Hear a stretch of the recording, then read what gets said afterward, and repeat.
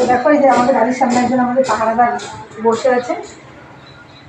এখন আমি একটু মার্কেটে যাবো, এই যে হাজবেন্ডের সাথে যাচ্ছি, তো চলে আসে একটু যাই দেখি মাটিখানার বাজারে একটু সবজি আছে, মাছ টাছ আনতেই যাবো, দেখা যাক কী মাছ চাই।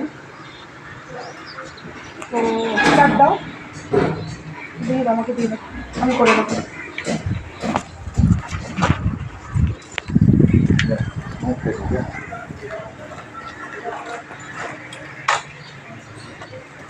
তো এই যে দেখো এখন যাচ্ছি, বাইকে উঠবো, এই যে যাই দেখে আসি কি পাওয়া যায়।